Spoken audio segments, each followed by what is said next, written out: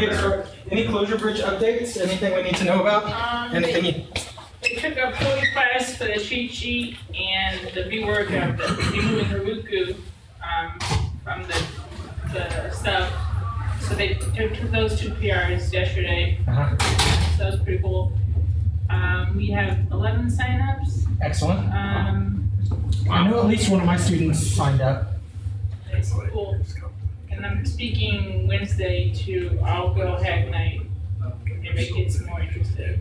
Excellent, excellent. Yeah, we can. And how many spots do we have total? We have 20. Okay. We could add more if we wanted to. We can add a little bit more. I don't show the count on the site. Right. So we can. So we have 23 signed up. We have 23 spots. Yeah. Cool. Excellent. And are you?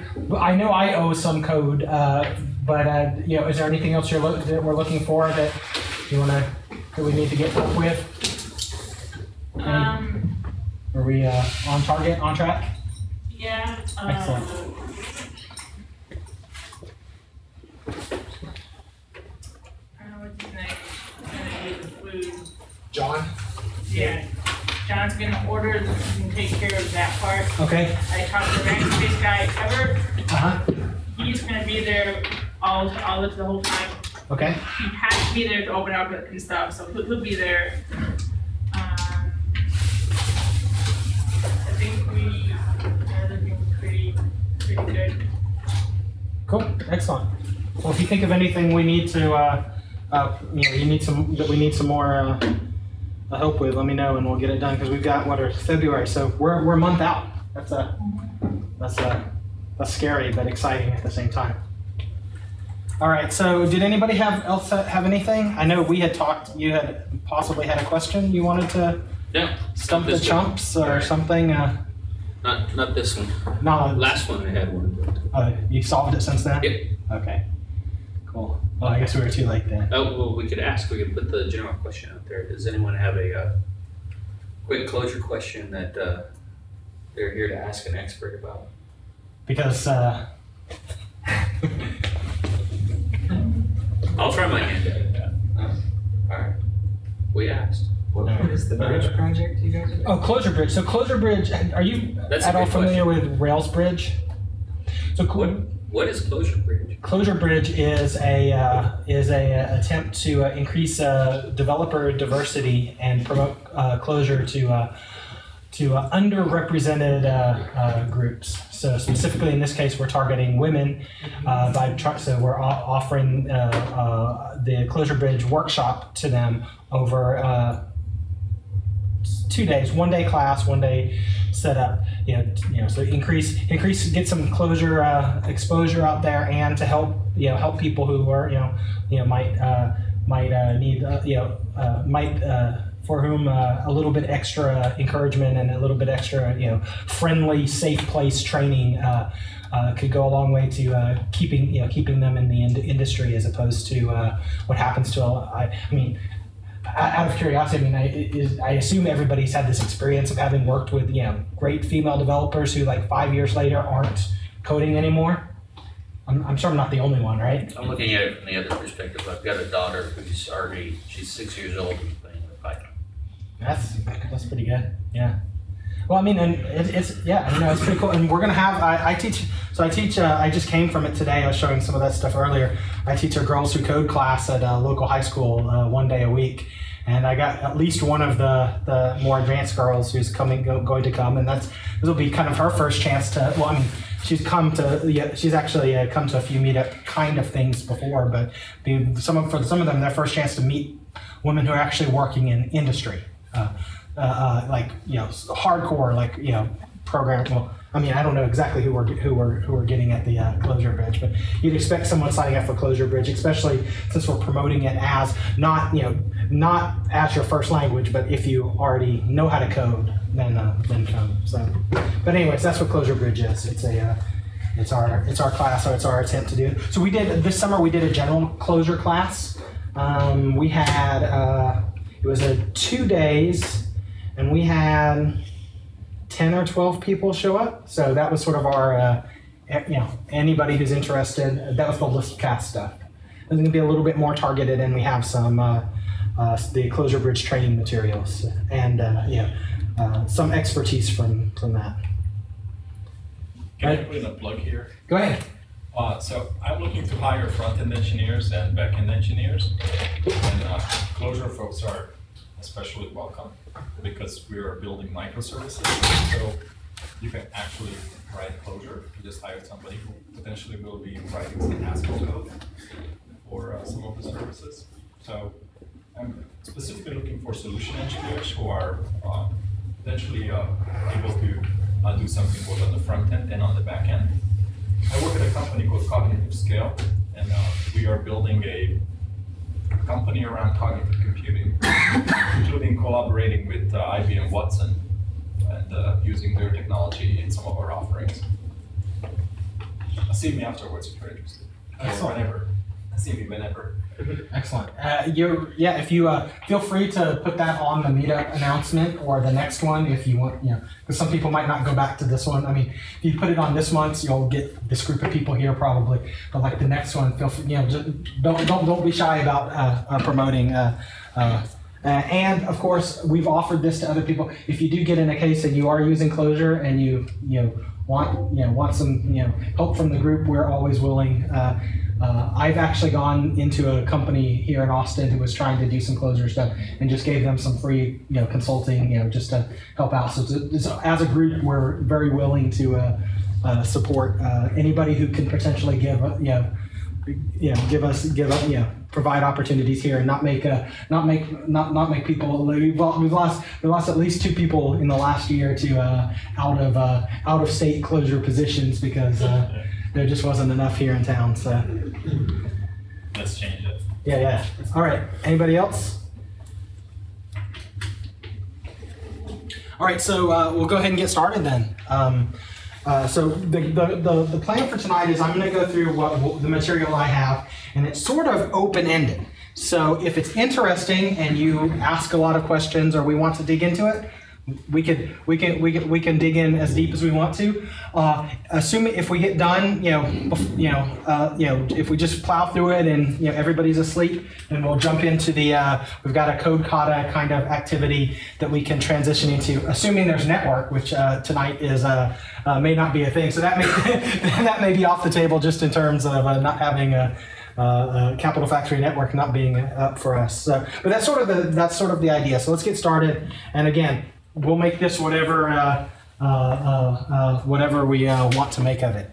So my idea here was that a couple people I've talked to after the last 2 meetings, 2 different people in specific, came to me and said, "Wouldn't it be great if we had a core logic talk?" And I'm like, well, that's awesome because I know core logic. I mean, it was the first thing I learned when I got into it was like the first big thing that I got into a couple years ago when I got into Clojure. We use core logic at work, and it's like, oh, that's great. But I already did a core logic talk, a year and a half ago, when I was first learning. I was like, well, it wouldn't really make sense for me to give that same talk again. The slides are available online, and some of the material's old anyways. And it take a while to put together another talk. And I was like, okay, well, but what we could kind of do is maybe to bridge the gap a little bit. So maybe later we can do a little bit more of an advanced core logic talk. Maybe we can sort of prep, And I said, well, what's the core thing in logic programming? Well, I mean, the biggest fundamental hurdle, is something called unification, right? I was like, well, if we could talk about unification and explain what that is, then later on, if we want to jump into core logic, we can really, dig in deep. So that's sort of my goal here is to talk a little bit about unification to give sort of a groundwork so that later we can talk about core logic or any sort of logic programming. And then I thought, well, if we only talk about unification, that might not be, unification by itself isn't like. It's not this thing you're just going to go out and, oh man, I'm just going to unify everything tomorrow, right? So it's like, well, yeah, and it really is one of those things that there's a lot of stuff around it. And so I think, well, what are the things that are sort of around it that I learned as I was, going into this? I thought, well, pattern matching and term rewriting and then unification, that was almost my path of language, learning. It really dig in. I started doing some pattern matching stuff in ML, and then I started doing some term writing stuff in Mathematica, and then finally, when I got into core logic, I got into unification. I found that those having a little bit of understanding of that went a long way towards helping out. So that's what I want to do today, and I'm going to show a lot of Clojure. We're going to do a lot of Clojure, but I'm also going to show things in other languages because I think sometimes, I don't know, I'm just one of those people that likes to branch out. So if you have interest in these other languages, again, we can talk about some of the features in there as they relate to Clojure, or just rush me forward and we'll stick straight in Clojure. We'll make of this whatever you want. It's sort of a survey, and we'll just we'll see what the survey says, I guess. So we'll start with pattern matching, and the kind of pattern matching that we're going to talk about, we're not talking about like regular expressions or file system glob patterns, right? I'm talking about pattern matching as a language construct. And I think of it as a dispatch mechanism, or you could think of it like as a simple conditional, right? What it really is, it's a way to express what piece of code should be evaluated when, under what conditions, right? So a simple, dispatch or conditional. Now in Clojure, we have dispatch. We have dispatch based on the arity, right? So if you have defn foo x and xy, right? You call foo, you call it with one argument.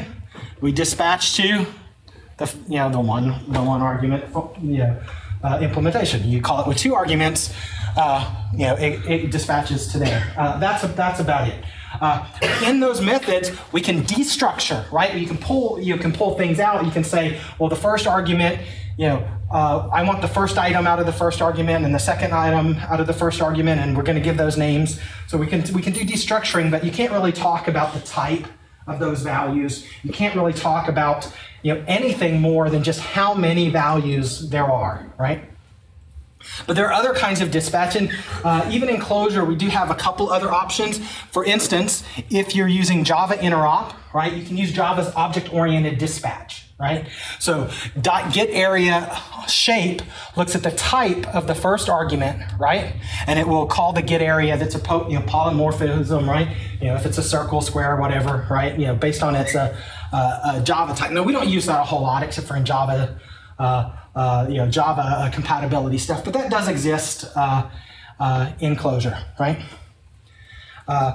There's another kind of dispatch called multiple dispatch, and that's where, unlike object-oriented dispatch, where you're just dispatching on the type of the first argument, it actually looks at the type of all of the arguments and then tries to figure out what function or what implementation to call when you call a particular method.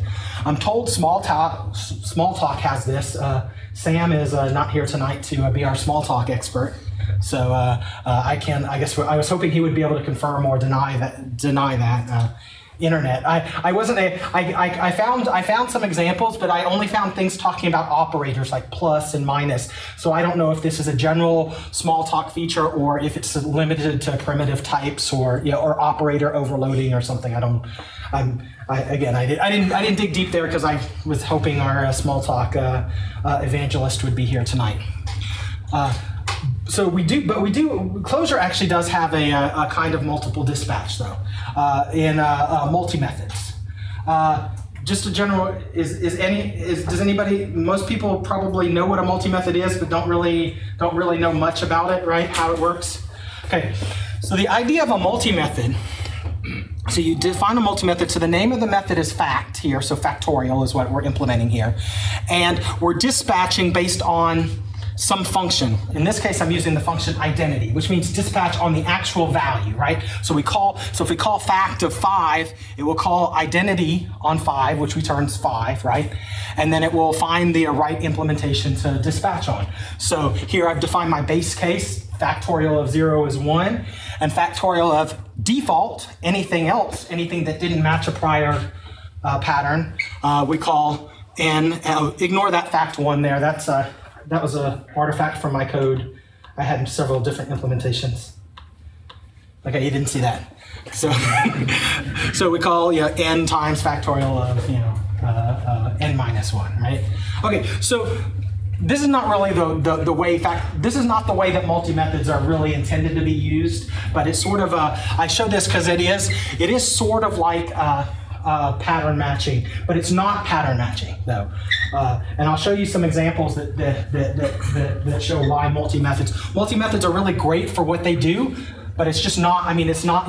It's not the same as having pattern matching. As a construct in your language. So, okay. So let's take this again. We just matched on on values, right? So let's try to implement FizzBuzz using a multi-method. Okay. Well, we can do the same thing. We can do identity, and okay, if it's a 1, then we wait 2, 3. Okay, we have no, we don't really have anything. We just have to write all of the cases out. We can't really guard it and say, if it's a fizz, put a fizz. If it's a number, it's a number, right? It's not going to work like this. Now, there are ways to do this. You can solve this problem with a multi-method, right? I can determine, for instance, I can say, is it divisible by 3 and divisible by 5, and use that as my dispatch function, right? So this will return, so if it's not divisible by 3 or 5, it will return a vector of false and false, right? In which case we'll print out the number, right? If it's divisible by 3 and not 5, then we'll return true and false. So true and false should be a fizz, right? So, I mean, we can solve that. I mean, we can solve this, but if your problem naturally comes down to something where you can instantiate all of the cases, well, okay, you can use a multi-method for sort of what a pattern match would be. But oftentimes it's not going to be the case, right? So we need to be able to instantiate all the cases, or we need to be able to do something like this where we have a single default, right? Where we can instantiate all of the interesting cases, right? And then we can default everything else to a single thing. So here's a beats for rock, paper, scissors, right? We can say, and we're vector, so we're just taking the arguments and turning it into a vector. And if that vector matches rock and paper, then true, right? Rock, did I get that right? Should that be paper and? Okay. Yeah. I think my conditions here are completely. Paper, scissors, rock. Yeah. Okay. Throw the rock hard enough. This should be paper down here. Yeah. So okay, let's fix this too. I was up. Okay. So paper beats rock. Rock beats scissors. Rock beats the. Thank you. I'm very sharp. You can tell you're getting a true expert up here. Rock, paper, scissors. Man, this is some complex logic. I think I just failed my interview, so I'm sorry. I guess I'm not gonna get the job here anyway, right? Rock, paper, scissors. I hope that's not gonna be an interview question. Yeah, that's a harder one than that. Oh man, I'm doomed. All right, so. If you had written test for it, it would have shown. Test, yeah. Nice one. All right, so, but what we can't do is we can't say, if we had more complex conditions where we want to say rock beats everything, right? Rock doesn't beat everything. Well, in my terrible logic game, maybe it does, right? But we can't really say that. We can't say, all we can do is have a single default that says, if it doesn't match everything else in here, then go have this additional value. So it's really not solving the problem well. Now Clojure itself doesn't have pattern matching at all, right? We have pattern matching as libraries, and we'll talk about one of those. But before we show what Clojure does, I said, well, I learned pattern matching with ML, right? So let's talk about, so I'll show some ML and show how pattern matching works in a more sophisticated, well, I want some more sophisticated, in a language with a feature that Clojure doesn't directly have, right? There are other languages with pattern matching. Haskell has good pattern matching. Erlang actually has some particularly good pattern matching. I'll talk about some of the features that they do or don't support, but there's quite a few.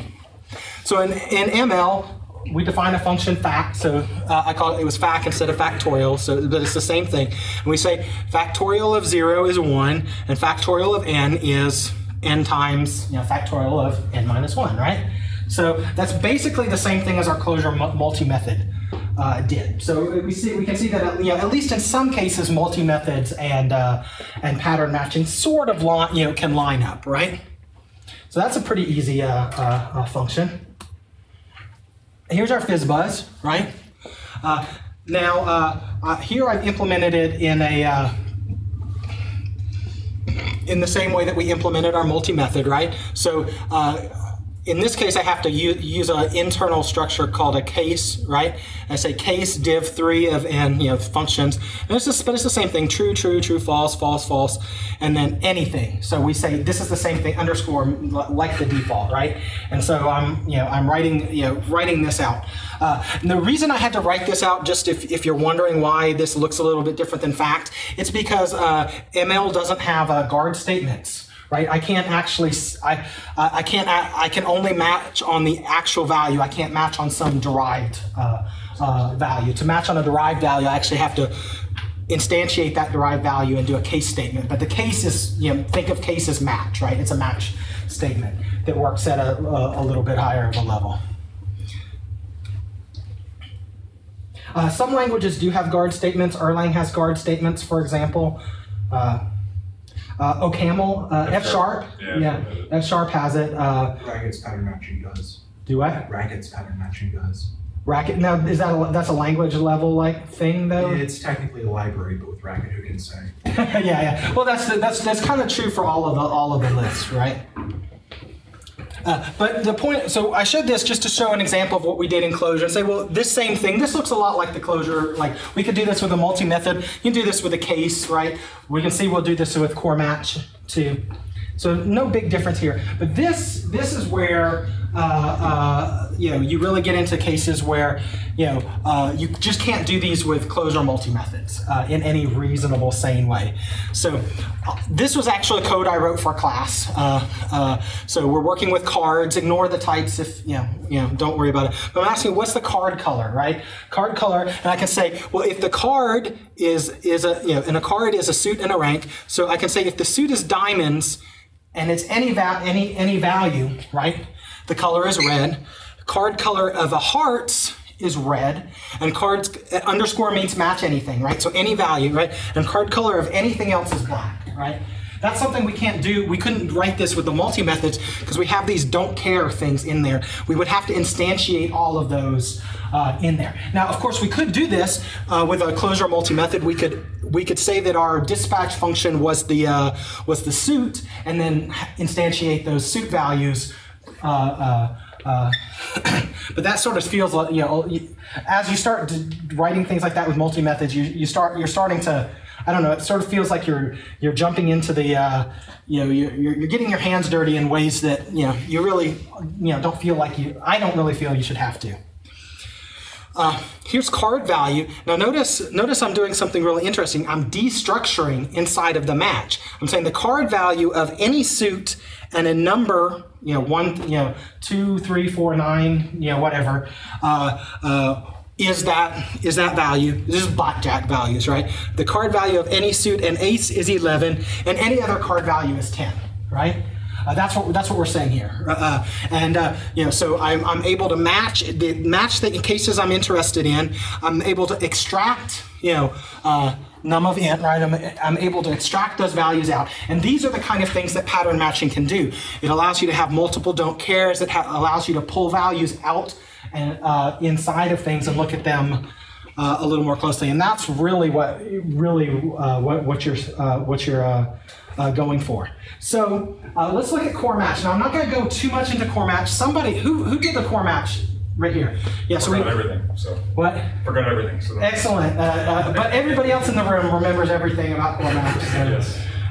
So I'm not going to go a lot into core match here because we did talk about it, and again, this is more of a survey. So if there's interest in a bigger, longer, really how to do core match, then we can talk about it later. But here's how we would write these with core match. So there's no language level, but we can use match just like in the ML code that we saw. We had the case statement, right? So I can ask for the card color, and I pass in a card, and we're going to say a card is a vector of a suit and a value, right? So sort of parallel to that. And here I'm using Clojure destructuring to pull those values out, right? So I right at the method level, one argument, destructures into suit and value, right? And I can match against the suit and value, and I can do exactly the same as what I said before. I can say if it's diamonds or hearts, we're red. We have our don't cares. And if it's anything else, it's black. Okay, that's pretty straightforward. And you can think of it in this sort of internal one. You can think of it just like a case statement, right? Case with some little bit of a let of some sort here, right? And then you iterate, instantiate the cases. Except for I can do things like have an underscore that says, hey, match anything. It doesn't have to be an exact match. If you use a cond, right? Or a cond and you equals or something, right? You have to match exactly. We can match imprecisely. So that's really nice. Card value. Here I've written it differently just to show you to make a parallel with the destructuring, right? Like I can destructure the values and use them like this, or I can just take the card in and I can actually match on the card. I don't have to destructure the suit and value, or I don't have to use those values directly here. But these suit value and card are saying the same thing. Just showing you a couple ways to write it. So how do we write this? I can say match any suit and any n using a guard that says this thing has to be a number. So that's a standard Clojure predicate, right? Is it a number? So if your value is a number, right? If it's 2, 3, 5, that's the value of your card, right? If it's an ace, it's 11, right? And if it's anything else, it's 10. And instead of writing out 2 don't cares, I wrote else, because that's, again, it's just showing a little bit of core match. You have a couple ways you can write this. Now, what's really interesting about this, you might be looking at that and like, okay, well, maybe the syntax here is okay, but I could kind of write this as a bunch of if statements. As we saw with core match, one of the really interesting things about it is it actually at compile time, when this is a macro that generates the code, and it can actually go through and make very sophisticated analysis of what your conditions are, and it can actually compute like a very tight way of comparing to say which line it goes to. It might reorder things if it thinks it can do so safely. There's a lot of stuff it can do. I don't know all the things it can do. So if somebody wants to give a talk on like the internals of core match, I know I would be interested, because I have not read much about the implementation other than to say, hey, yeah, that looks pretty cool. You're David Nolan. You're pretty clever. Or whoever's paper you are implementing, that guy is pretty clever. And you're a good programmer. So that's how it works. And so I would encourage you, when you have things like this where you have a lot of cases over and over again, to give it a try, because it's really pretty nice. And you can do all sorts of interesting guards. You can do all sorts of there's quite a bit of stuff in here in core match that you can that can really make your code fairly clean. Although I will say, some of the syntax stuff I find it starting to border on a little Perlish, I guess. Like there's a lot of stuff in there. There's there's not a cleaner way to express that. But overall, it's pretty good. And as a general programming technique of what I show you today, this is probably the most practical thing, right? This is something that probably every Clojure app, there are places where you can use core match. It's more of a general programming technique. All right, so to summarize some of the things that we said, what are the limitations? It's not a language construct, and as far as I know, there's no, def in m, define matched or something like that gives you that like we saw in the SML, we actually define a function, right? Or in Clojure, you can define multiple arities. There's nothing that lets you def a function as a pattern match, and I think you'd kind of like that. Although, I'm sure somebody's written something, but. I think about 2 months back, there was a post on the main Clojure list that some guy who posted a def nm or def m, I think he called it, matching macro. So something like that does exist, but I don't think it was very nice. Yeah, now I vaguely remember that, and I remember, oh yeah, what did he call it? He called it defun, right? Yeah. Define. Yeah, I was like, oh man, that's not a Clojure name. That was the best criticism I could have because, you know, what do I know, right?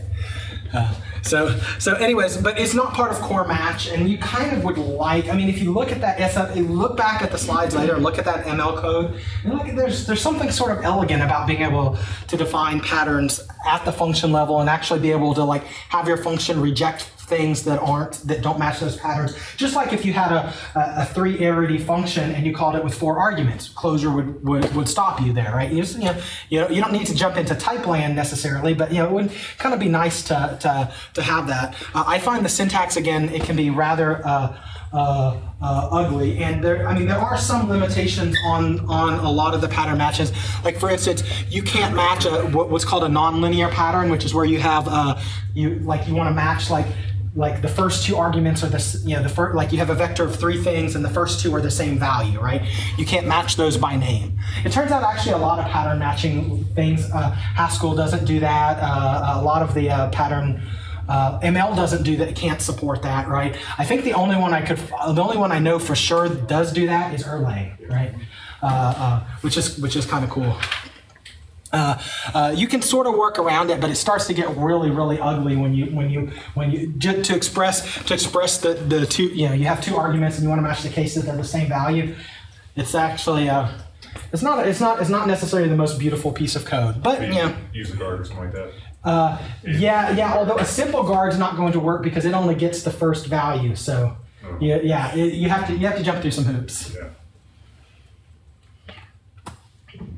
All right, so before we get into the next topic, I want to show you, this is a scheme example using pmatch, which may be, I don't know if that's the same as the racket matcher or not, but it seems to be like in the scheme world one of the most popular pattern. It's their core match, right? Now this is some code that was from the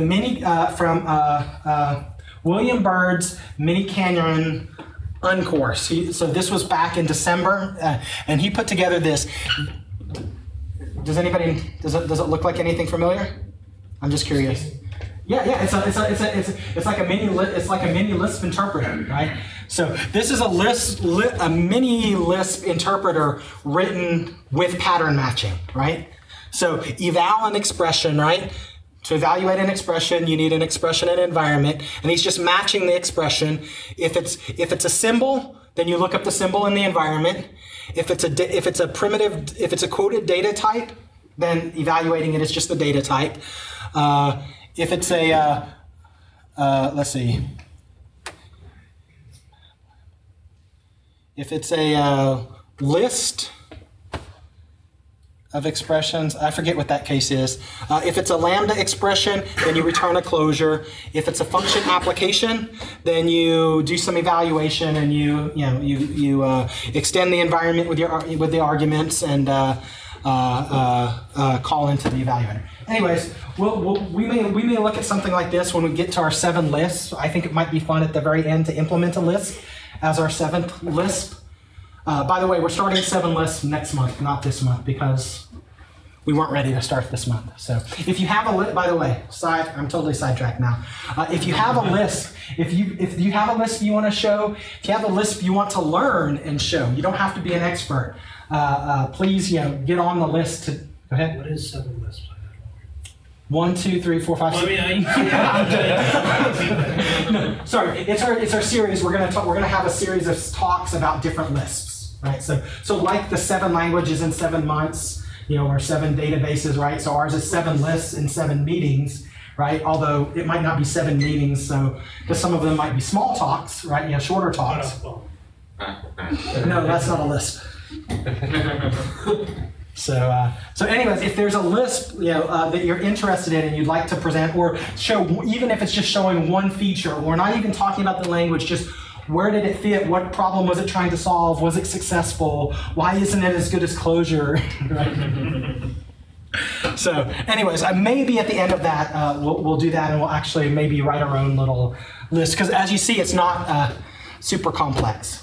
So what I want to show, two points I want to make about this. First of all, I thought this was a really cool way to implement it, and I highly recommend you go watch the Mini Canner and Uncourse episode on this, because he actually takes this and things that are in the pattern matching form, he transforms this, almost trivially transforms this code into a logic program that generates, can generate code. I mean, in a logic, it's a logic program in Mini Canner that can generate valid programs, syntactically valid programs, I should say.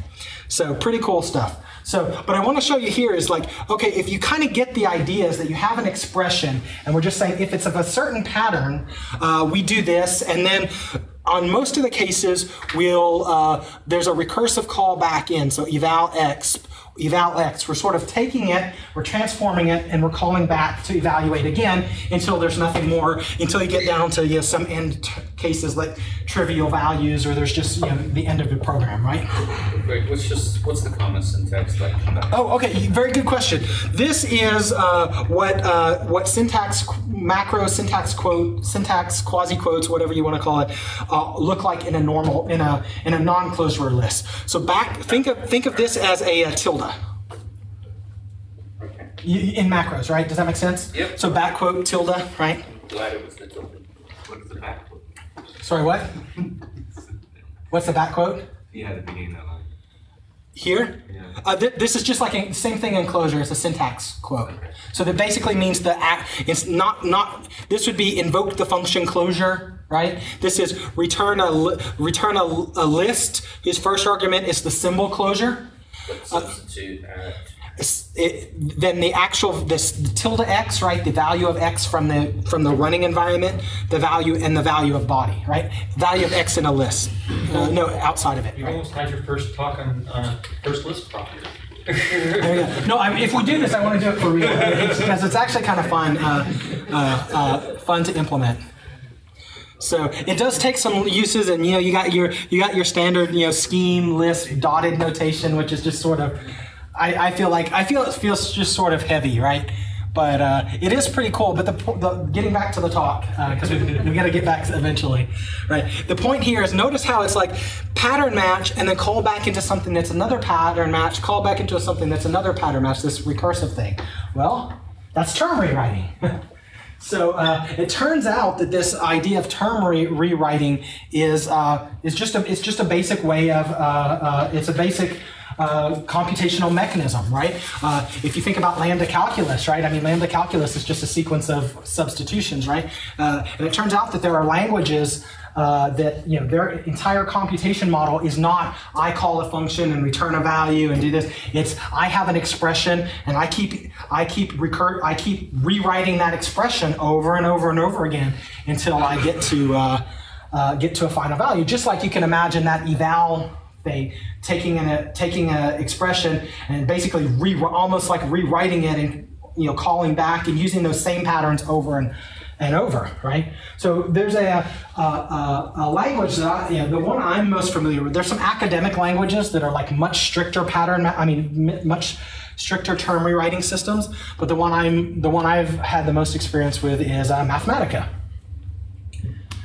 So rewriting in Mathematica. Everything you do in Mathematica is just a sequence of term rewrites at its fundamental internal level. So let's say I was going to write a function here. Now this is doing like piano number arithmetic. So 0 is 0.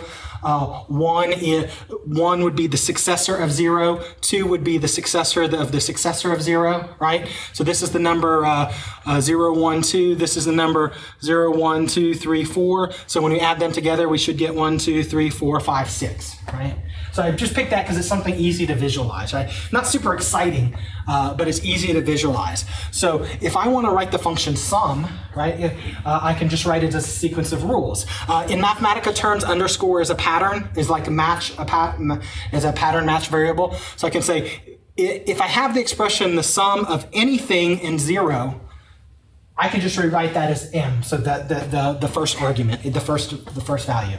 And if I have something that's the sum of anything and the successor of some number n, right? So then I can rewrite that as the successor of the sum of whatever m is and n, right? So you can imagine, so when we add these, you can imagine each time it's taking one of these S's and pulling it out to the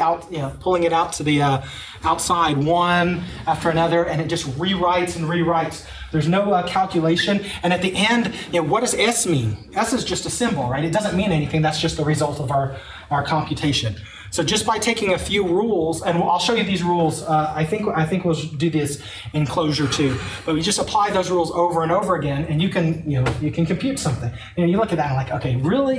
Is that really a computation model? Or is that just like a toy thing? So just to try to make it a little bit more real, here's a map implementation of map, right? Map, same as the Clojure map, right? So I can say if I'm trying to map a function across an empty list, curly braces in Mathematica are a list, just return that empty list, right? And if I want to map a function over something and any number of somethings after it, then I can this prepend is sort of like a conj, so I can conj f of x onto map f across the rest of it, right? So it's syntactically very heavy, right? But it's a pretty straightforward idea, right? So now here's the cool thing about term rewriting. Like, what is f? Is this a function? Well, no, it could be anything, right? So if I just map something, what is something? It's just a term, right? What does it mean, right? So if I map something across 1, 2, 3, 4, 5, I get a list of something 1, something 2, something 3, something 4, something 5, right? I've just rewritten it, right? Because all I've done is just put it, something of x, right? And if I don't know anything more about that, that's all, and the term rewriting stops because it can't simplify anymore. So it just keeps iterating until there's no more simplifications to be made. To emphasize this, let's say sometimes we know something. Sometimes we can say when n is odd, okay? When n is odd, we're going to say instead of something of n, we're going to say I don't care, right? And that's literally think of that as a keyword, don't care, right? We're just I don't care about the value. So if I map something across 1, 2, 3, 4, 5, it first gets it down to something 1, something 2, something 3, something 4. But these something 1, 3, and 5, because those values are odd, it takes another forward step and simplifies it, right? Just by applying those same rules over and over. So that's the idea, is that you supply a bunch of patterns, however that is, and then you give it an input pattern, an input thing, and it just spins off until it reaches that fixed point, until it gets to the end. So let's look at this in Clojure. Now I have to say that Clojure doesn't really have a good term rewriting system. The best one I could find is something called Termito, I don't know. But it hasn't been actively worked on in the last year. But it's so a lot of these seem there's a couple of them, and they all look like they were like initial things that they implemented something, and they're like, okay, well, it's done. Nothing more to do, so I'm going to ignore it. So this is how we would write this in Termito. So I can define the S rule, so S for successor rule, right? So, and here I'm creating a pattern that says if I have the list of the plus sign followed by question mark x is the logic variable, how we are going to denote logic variables, like some variable. So some x and the number 0, we'll just rewrite that as whatever that x value was, right? And if I have the plus of some x and the successor of y, rewrite that as the successor of the sum of x, that x and y that we just matched. So to apply this, we can call simplify on some expression we want to simplify. So here I'm doing the same thing, adding 2 and 4, right? And I'm simplifying it according to these this S rule that these S rules that I've just defined, and it will print out at the end. It will do the iterations over and over again until it finally gets to a point there's no more rules to apply, and then it pops you out the output. So I thought that was kind of fun.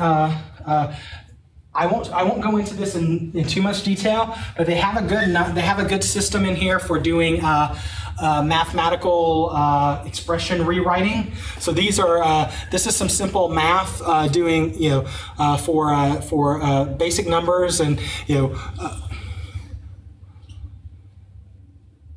I'm not sure. Community for associative.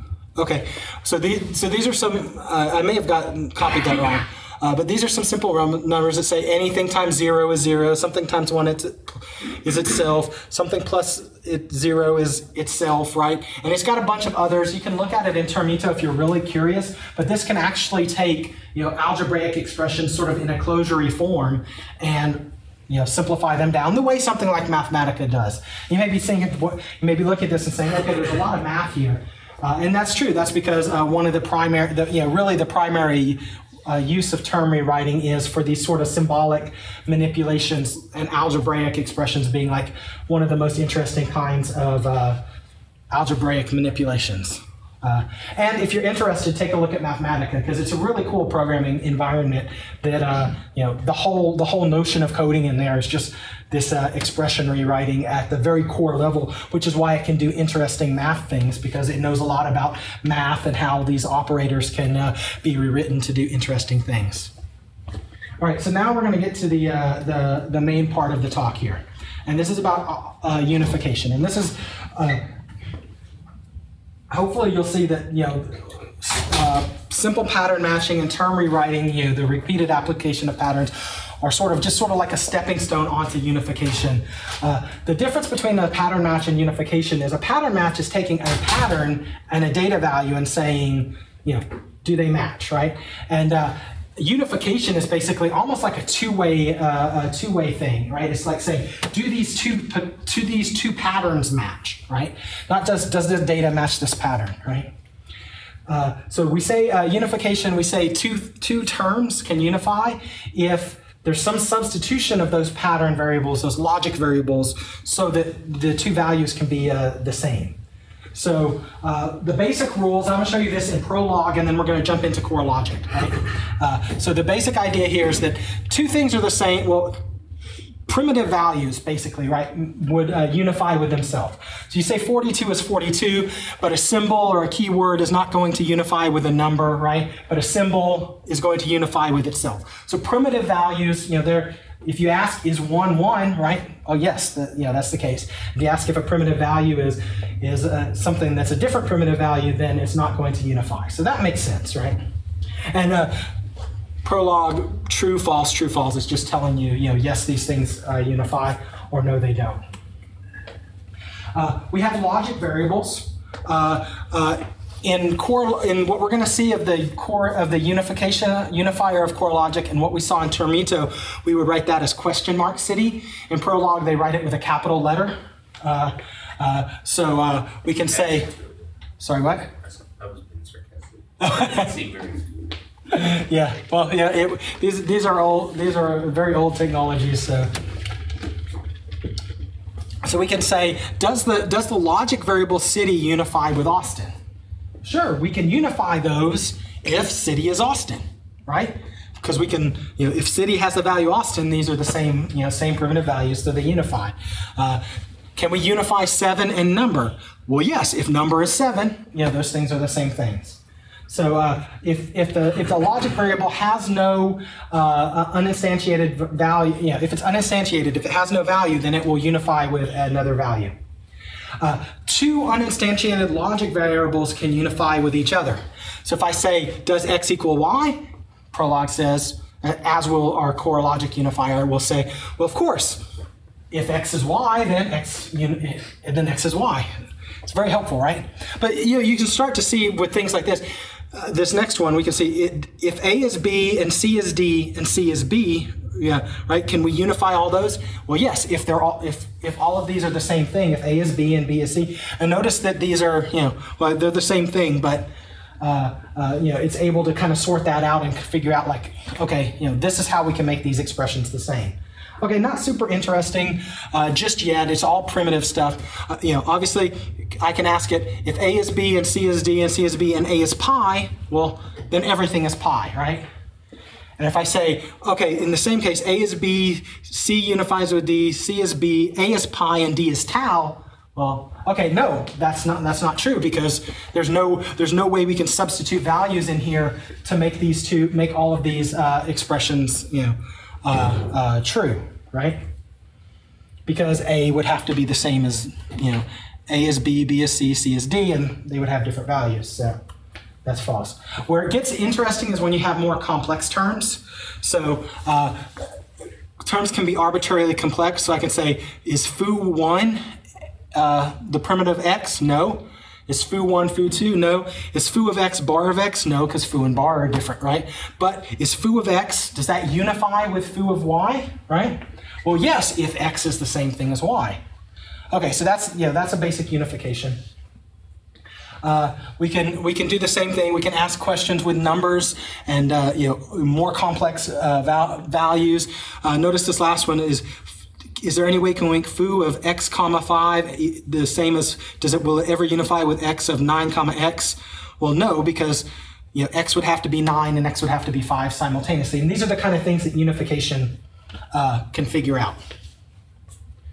A couple quick examples here, just to show you.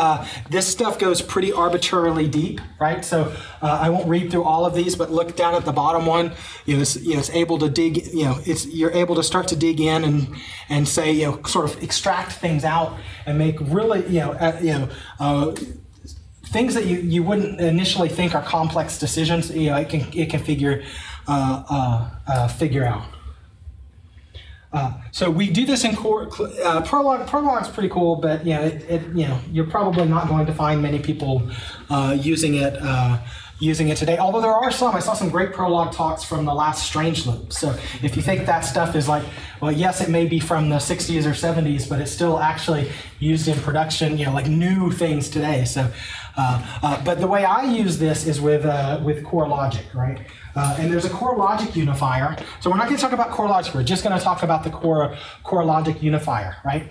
And I'm going to talk about it because there's another thing called core unify in Clojure. A core unifier has a much better looking API, and it has less baggage in that it doesn't drag all of core logic along with it. But it doesn't have all the features that the core logic unifier has, and it just hasn't been maintained like core logic has been. This is the difference in the APIs. I won't worry about it, unless I just put this up there, because you may go out and be interested in this and go look up something about core unify. And core unify, what it calls unify is what core logic calls unifier, and what core logic calls unify, core unify calls the unifier. So don't worry about that now, other than just to say, you may be confused if you go out and try to read something about core unify. Just swap, swap the values around of what they mean. So how do we call the core logic unifier? Well, we can ask a question. In core logic, this is what I say about being a little bit uglier. In core logic, you pass in a vector, and you say, basically, it's a vector of two things. It says, does the first thing unify with the second thing? We're quoting here. Just because we're using symbols. I could use keywords or other things, but I just thought, a lot of when we write the logic variables, they need to be symbols, so we're gonna have to quote anyway. So even though it feels a little schemy to have to quote all this stuff, I went along with it just for the sake of that. So some notes here. Now, what we're asking for with the unifier is we're asking for what is the substitution of variables that will make dog unify with dog, the symbol dog and the symbol dog. Well, there's no substitution, but it's a true thing. So we return an empty map. There's no logic variables, but so there's nothing we actually have to set a value to. Does dog unify with cat? No, we return nil, right? So nil means false. Everything else means true, right? So if I ask, does the logic variable animal unify with dog?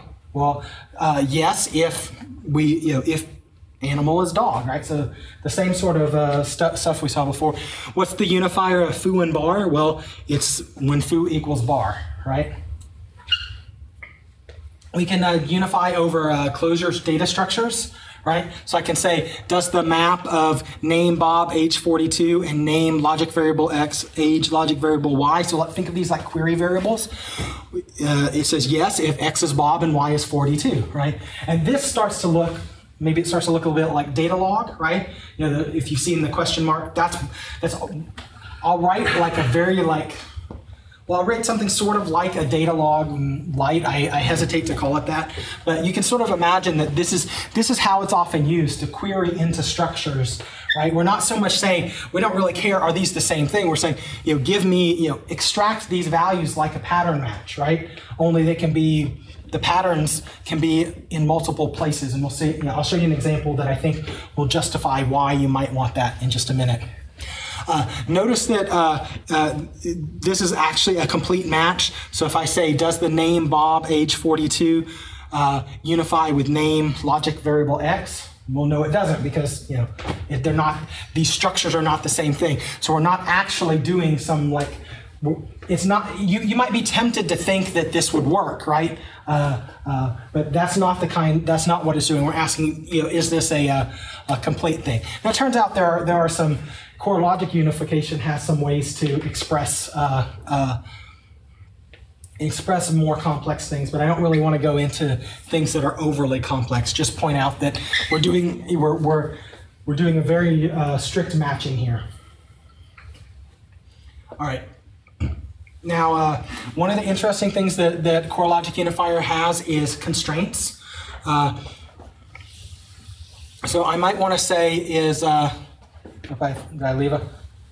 Okay, I left off something here, but this is fine. I want to say, if I have the data value magical unicorn and I want to match it into a number of animals, with no constraints, number would just get magical, right? And magical is not a number, right?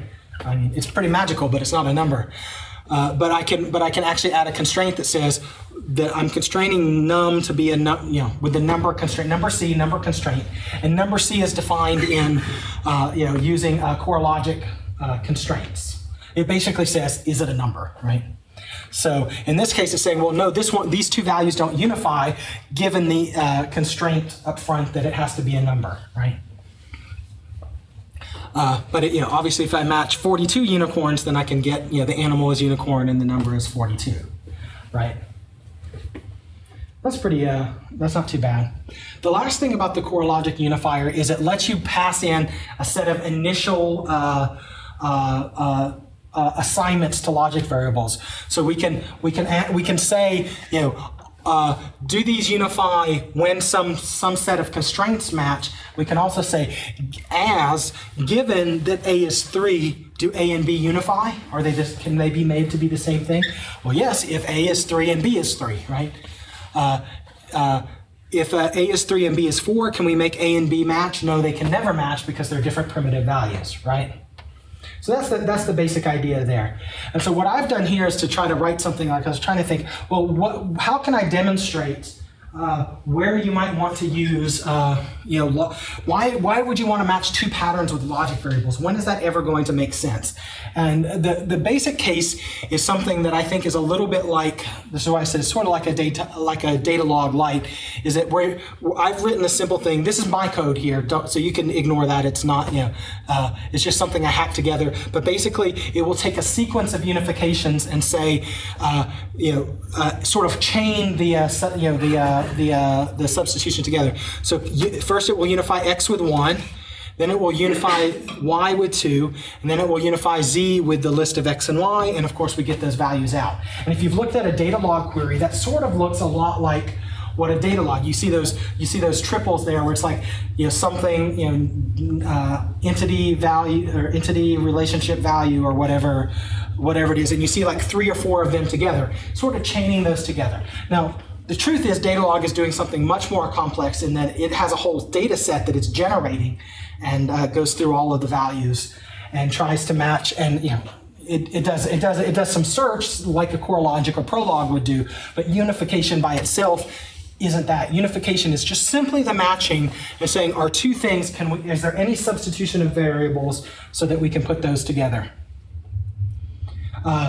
So it's sort of like this, where we have a bunch of data and we're doing, you know, some set of queries on it and pulling out multiple data values. But it's not, you know, again, I don't want to I don't want to belittle what something like even Datalog is doing, because it really is it's much more complex than simple matching. There's a search, an implicit search in there, whereas my search of this query is just simply to go through all of them and ask, do they unify? So why would you ever want to use this? Number one for me is logic programming. Logic programming is all built around unification. So now, if you followed the basic concept here, just asking the question, is there any way we can make two things the same? Later, when we look at core logic in another talk, we'll actually be able to come in and say, oh, okay, now we get it's generating values and comparing and just doing simple unification as the bottom model.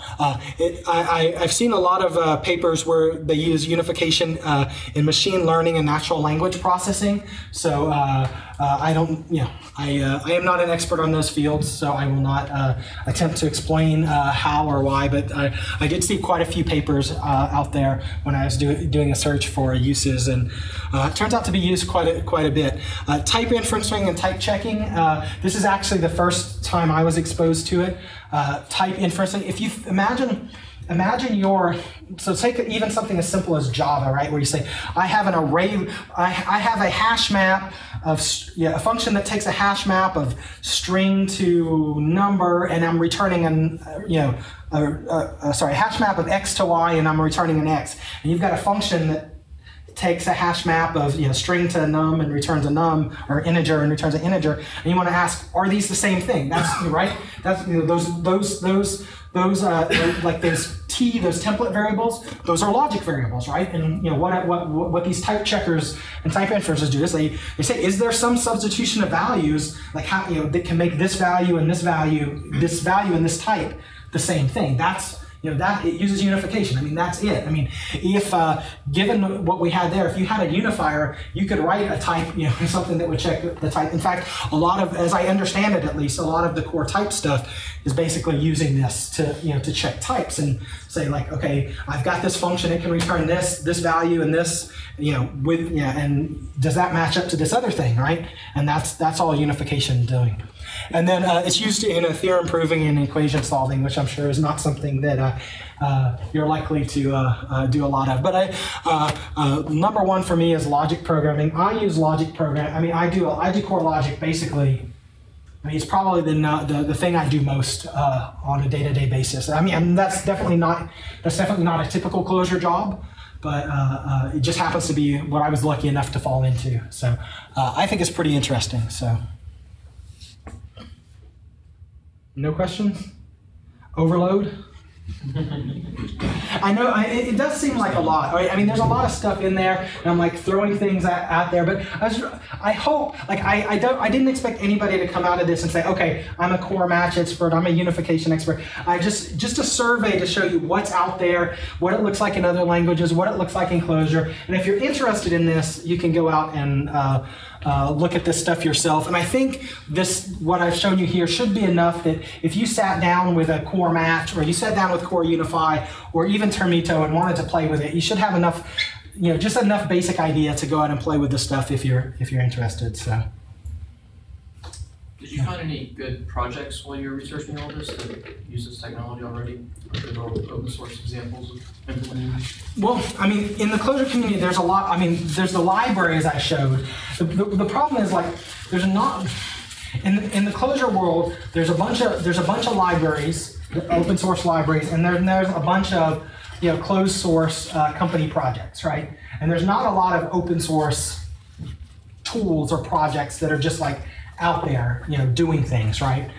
So the answer is, like, there's a ton of libraries, but not a lot of examples. I struggled with this trying to put this together, right? It's like, okay, I know how we use core logic and in the threat grid stuff, but okay, how does anybody else use it? I actually could not find a lot of people talking much about how they used these technologies, which is why I thought, like, that's why I'm trying to do this kind of stuff, is to try to, get things out there and get more people learning about it. But at some point, I'll talk about what we do at ThreatGrid with core logic. I showed a little bit of it back in the old core logic talk. So, Yeah, I've seen logic programming before, but I don't think I've ever seen unification separate from it. And it seemed, so that was kind of interesting to me because it seemed like a simpler, I don't know, it seemed powerful, but still a simpler way to use it.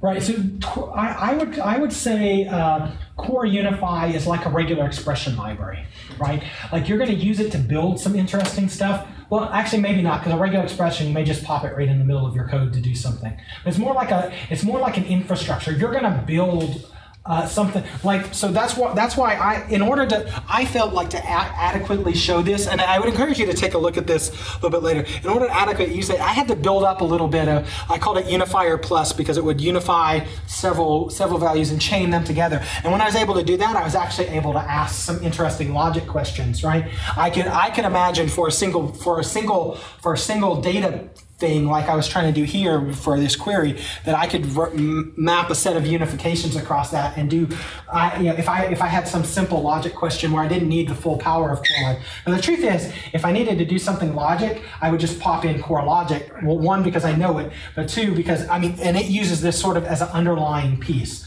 But when you do the equals in core logic, this is what it's doing, basically, right? So this is like your fundamental primitive, right? It's like having a whole talk on a method invocation, right? Okay, well, what's that? Well, method invocation by itself doesn't do anything. It invokes something, but it's like a technique that's used so that that you build upon to do something interesting. Yeah. So hopefully, I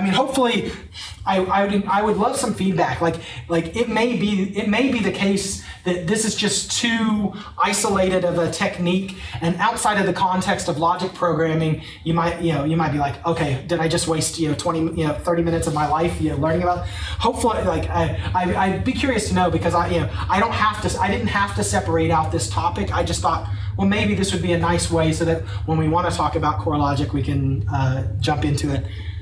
So I'm kind of curious, right? Because for me, it's kind of hard to get into it. Go ahead. I don't think you can talk about logic programming until you understand unification, and I think separating it out makes that clear. You have to understand this whole concept before you can do anything else.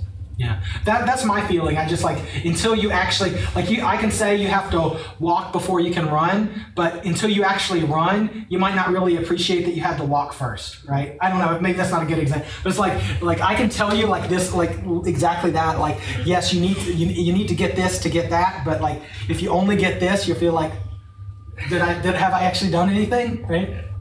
So.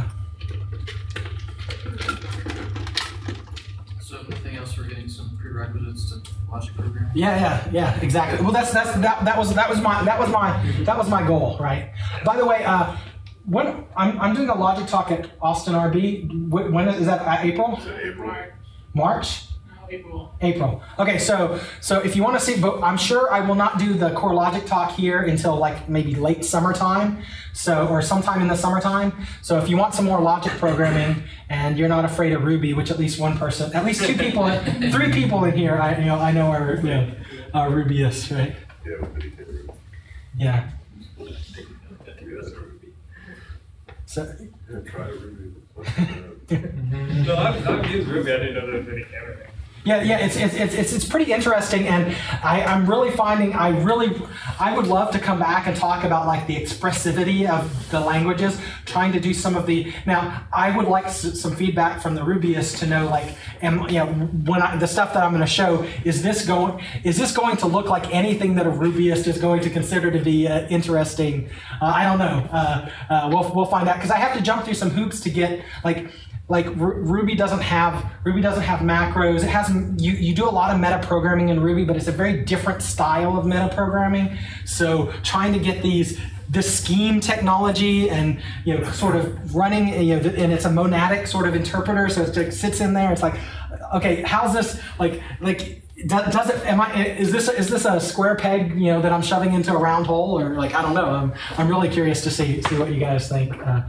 At that. But anyways, if you want some logic before then, you can, and aren't afraid of Ruby, then come to that talk, and hopefully that'll be interesting. Hopefully I haven't scared. Hopefully I'm not scaring anybody away, and they're like, no, whatever you were talking about, don't bring that to the Ruby meetup. All right. Well, It's 8:10. I'm not sure if we have enough time. Yeah, is the network a little bit better now? It's still a little bit. A little bit. Still kind of crap. Should we just go downstairs, or you want to code? Go down. I'm willing to code, but I don't want to. Do we need the network to code? Yeah, that's what I'm saying. Is it still having problems? If it's pretty bad, okay. I'm watching an image come down. Okay. Like it's 1998. All right. Well, if we want to code, maybe we can code some downstairs. I wanted to leave you with this. This is a core logic program. So if you can guess what it. So just to whet your appetite, right? So this is what I was going to do when it was time to go, right?